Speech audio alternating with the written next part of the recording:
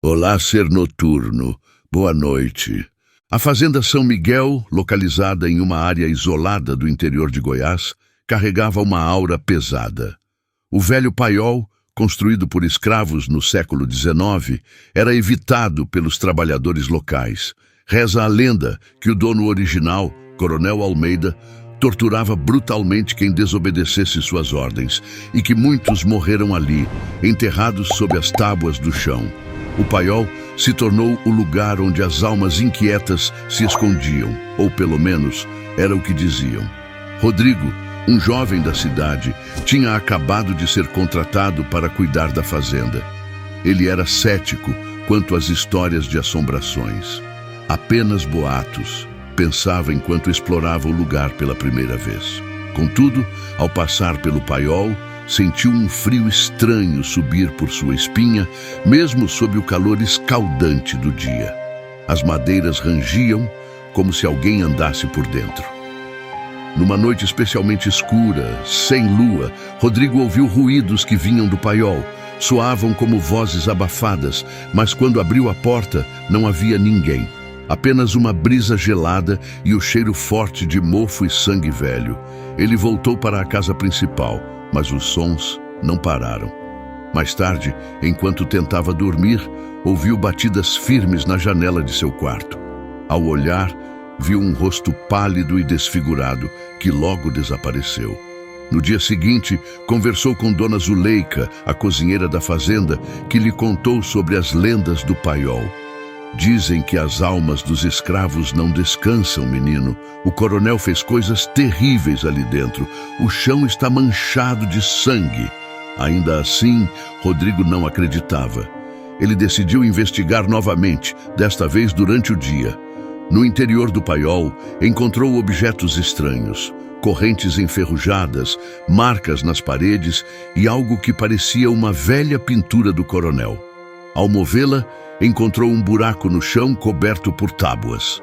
Quando começou a cavar, encontrou restos mortais. Um grito ensurdecedor ecoou ao seu redor e o ambiente escureceu instantaneamente. Rodrigo tentou sair correndo, mas a porta estava trancada. As vozes começaram a gritar em uníssono, palavras que ele não entendia. Algo o segurou pelos pés, como se mãos invisíveis o arrastassem. Ele gritou, mas ninguém o ouviu.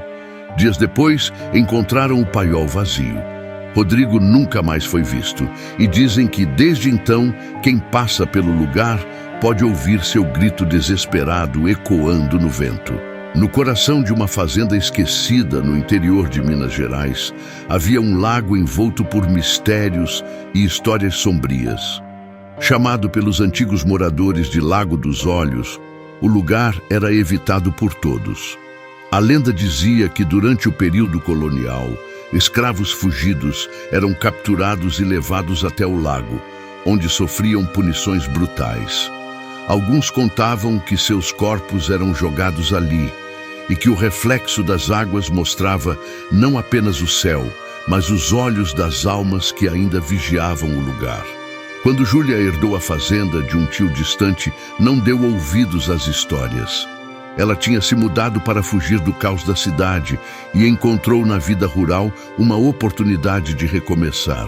Contudo, logo começou a perceber que o lugar não era tão tranquilo quanto parecia. No primeiro dia, ao caminhar perto do lago, Júlia viu algo que a fez parar. O espelho d'água estava perfeitamente imóvel, mas refletia algo que não estava ali. Dezenas de olhos, abertos e encarando-a fixamente. Ilusão de ótica, pensou, voltando apressada para casa. À noite, enquanto lia na varanda, ouviu um som vindo do lago. Era como se alguém estivesse jogando pedras na água. Ao investigar com uma lanterna, viu ondulações, mas nenhuma pedra ou animal por perto. Apenas o reflexo dos olhos parecia a observar, ainda que ela estivesse longe da margem. Nos dias seguintes, os sons ficaram mais intensos. Vozes murmuravam seu nome e passos pesados eram ouvidos ao redor da casa. Uma noite, a porta dos fundos foi aberta por uma força invisível e o vento gelado carregou um cheiro de água estagnada. Júlia correu para fechá-la, mas algo a puxou para fora. Quando se virou para a direção do lago, viu silhuetas pálidas emergindo da água. Apavorada, voltou para a casa e tentou chamar por ajuda, mas o sinal do celular estava morto e o telefone fixo não funcionava. Ela se trancou no quarto, mas as vozes não paravam. A última coisa que viu antes de desmaiar foi o reflexo dos olhos no espelho do armário. Na manhã seguinte, Júlia foi encontrada pelos caseiros. Estava sentada na varanda com os olhos fixos no lago. Não falou mais desde então, apenas sussurrava de vez em quando.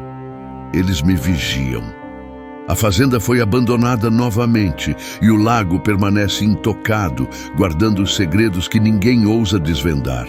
Na zona rural do Mato Grosso do Sul, havia uma fazenda que ostentava um antigo celeiro pintado de vermelho, que parecia desbotar a cada ano, embora nunca deixasse de chamar atenção. Os trabalhadores evitavam o local, alegando que havia algo de errado com o lugar. O celeiro tem vida própria, murmuravam entre si. Apesar disso, ninguém conseguia explicar exatamente o que acontecia ali. Renato, um jovem estudante de agronomia, foi contratado para ajudar na administração da fazenda. Ele era cético sobre histórias de fantasmas e maldições, considerando-as apenas superstições locais. Na primeira semana, ouviu os caseiros falando sobre a sombra, mas achou que fosse apenas mais uma lenda. Uma tarde, ao organizar o estoque de ferramentas, Renato decidiu investigar o celeiro. O lugar estava repleto de poeira, teias de aranha e um cheiro estranho, como madeira velha misturada com algo mais podre. Enquanto explorava, percebeu marcas profundas nas paredes, como se alguém tivesse arranhado a madeira com unhas. No canto mais escuro, havia uma pilha de feno que parecia movimentar-se levemente, embora não houvesse vento. Naquela noite, Renato sonhou com o celeiro. Em seu sonho, ele estava preso lá dentro, enquanto uma sombra grotesca se aproximava lentamente. Acordou suando frio, mas ignorou a sensação de que algo estava errado. No entanto, os eventos se intensificaram. Ouvia ruídos vindos do celeiro, mesmo quando todos os outros trabalhadores já haviam deixado o campo. Uma noite, avistou uma figura alta e esguia parada perto da entrada. Quando correu para verificar, não encontrou nada, apenas marcas de pegadas no chão de terra. Renato decidiu instalar câmeras de segurança no celeiro. Na manhã seguinte, revisou as gravações e ficou petrificado. As imagens mostravam o feno se movendo sozinho, formando uma silhueta que parecia ganhar forma humana antes de desaparecer nas sombras. Mais assustador, em certo momento, a câmera captou a figura alta parada atrás dele enquanto ele fazia as instalações. Determinando encerrar o mistério, Renato voltou ao celeiro no dia seguinte, agora armado com uma lanterna e um machado. O ar dentro do lugar estava pesado e o ambiente parecia mais escuro do que o normal. Enquanto vasculhava o interior, ouviu uma voz sussurrada que dizia: "Você não deveria estar aqui." Virou-se e viu a sombra tomando forma diante de seus olhos, os contornos disformes contrastando com a luz da lanterna. Renato tentou correr, mas foi jogado contra a parede com força. Antes de perder a consciência, viu a sombra avançar e engoli-lo como uma onda negra. Quando acordou, estava do lado de fora do celeiro, mas algo estava diferente. Ele sentia como se estivesse sendo observado constantemente e, em certos reflexos, percebia uma sombra que não deveria estar ali. Renato deixou a fazenda naquela mesma semana, mas nunca conseguiu escapar completamente. Dizem que a sombra o seguiu, e agora, quem olha para o celeiro vermelho à noite pode vê-la se formando novamente, à espera de sua próxima vítima. Em uma fazenda no interior de Pernambuco, havia uma velha casa colonial, construída no século XIX. Apesar de abandonada há décadas, a casa permanecia de pé, cercada por campos de cana-de-açúcar. Os moradores locais evitavam o lugar, chamando-o de a Casa dos Espelhos Quebrados.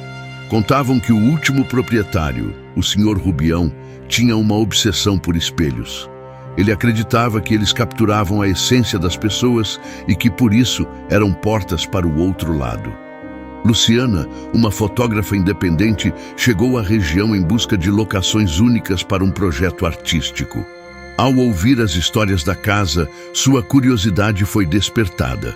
Apesar dos avisos dos moradores, decidiu explorar o local. Ao se aproximar da propriedade, notou que as janelas estavam empoeiradas, mas algo parecia brilhar por dentro, como se houvesse reflexos em movimento. Ao entrar, encontrou a casa em um estado de decadência. O cheiro de mofo e madeira podre era forte, mas o que mais chamava a atenção eram os espelhos espalhados por todos os cômodos. Alguns estavam intactos, mas muitos estavam quebrados, com cacos espalhados pelo chão. Ela tirou várias fotos, intrigada pela forma como os reflexos pareciam distorcer a luz. Quando olhou para um dos espelhos maiores, teve a sensação de ver algo passar rapidamente atrás dela. Ao se virar, não havia ninguém. Conforme o sol começou a se pôr, o ambiente tornou-se ainda mais inquietante. O silêncio era absoluto, exceto por um leve tilintar, como se algo estivesse tocando nos espelhos. Luciana tentou ignorar o desconforto e continuou fotografando até que viu, claramente, um rosto que não era o seu refletido em um espelho quebrado. Naquela noite, Luciana resolveu ficar na casa para capturar imagens à luz da lua. Enquanto revisava suas fotos na câmera, percebeu algo perturbador.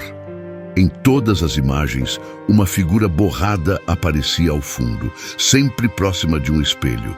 Quando olhou para o espelho mais próximo, viu a mesma figura parada, olhando diretamente para ela. A partir daquele momento, os acontecimentos se tornaram insuportáveis. Os espelhos começaram a emitir ruídos altos, como se estivessem trincando por dentro. Cacos se moviam sozinhos pelo chão, e a figura dentro dos reflexos parecia ganhar forma, estendendo uma mão na direção de Luciana. Apavorada, tentou sair correndo, mas a porta de entrada estava trancada, como se a casa tivesse ganhado vida. Ela foi forçada a enfrentar o espelho maior no centro da sala principal. A figura dentro dele agora era nítida, um homem de aparência cadavérica com olhos vazios e um sorriso macabro. Ele sussurrou algo que ela não conseguiu entender, mas a sensação de pavor era insuportável. Num ato de desespero, Luciana jogou uma cadeira contra o espelho, quebrando-o em centenas de pedaços. O impacto fez com que todos os espelhos na casa estourassem ao mesmo tempo, criando um som ensurdecedor. Luciana desmaiou. Quando acordou, estava do lado de fora, a câmera em suas mãos, mas sem memória de como havia saído. Todas as suas fotos estavam em branco, como se nada tivesse sido registrado. Desde então, Luciana nunca mais voltou à fazenda, mas diz que, às vezes, vê reflexos estranhos em espelhos de sua própria casa. Alguns moradores locais dizem que, ao passar pela casa abandonada, podem ouvir um tilintar fraco e ver reflexos que não correspondem à realidade. Essas histórias deixam no ar o mistério e o terror que assombram as fazendas esquecidas do interior. Se você gostou e quer ouvir mais contos arrepiantes como esses, não se esqueça de curtir o vídeo, inscrever-se no canal e ativar o sininho para não perder nenhuma nova história. E se você tem um relato assustador ou conhece alguma lenda local, envie para o e-mail da descrição. Quem sabe sua história não aparece aqui? Até a próxima Noite Sombria.